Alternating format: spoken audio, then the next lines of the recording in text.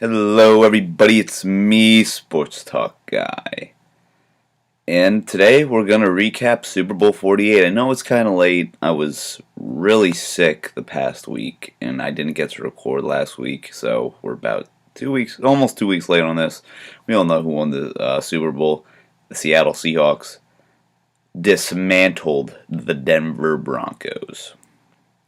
So I predicted before the Super Bowl, a couple days before, I said that the Seahawks would win 29-27. That was my prediction. The Seahawks won. They won 43-8. Easily bottom 5 worst Super Bowls ever. I was happy the Seahawks won.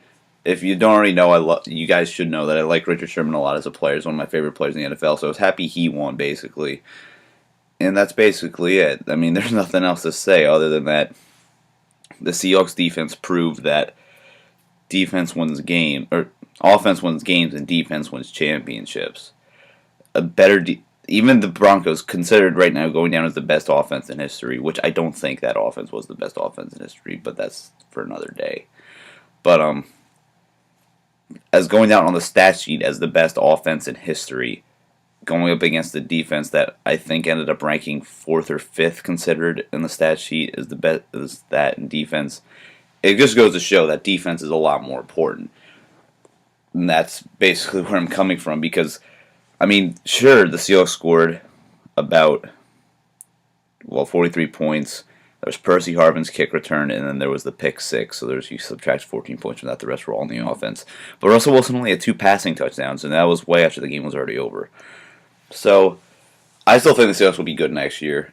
And if Percy Harvin and Sidney Rice are both healthy throughout next year, which you never know what you're going to get, if they are, then the Seahawks will be in great shape for offense. And I guess really what the Seahawks need to draft, I don't even know what they need. I guess realistically, they probably need a middle linebacker or they need an offensive lineman, I guess, probably the number one priority on the right side of the line. The left side's stronger than the right, so they'll probably go with the right guard or right tackle with their first pick. I don't know who's out there in terms of offensive linemen this year. Last year's offensive lineman class was stacked.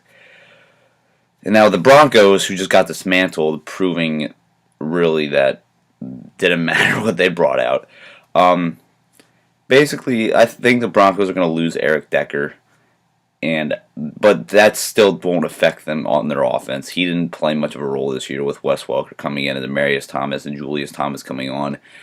So they need to focus on defense, just almost anywhere but corner. Even though I think the corners are overrated, I've said this before, that's the position they need to at least worry about. Probably, I guess, I mean, they do have Elvis Dumervil and they do have Von Miller. So I guess probably you want to go with safety, or you want to go with a lineman or a linebacker opposing either Elvis Dumervil or Von Miller. Now, what I think about going into next year with this Super Bowl recap is that I think the Seahawks will be right back in it, and they'll be back on top of the NFC. For the Broncos, I can't say as much. I mean, a 43-8 loss can morally demise a team, just destroy them. I mean, that's the biggest game of the year.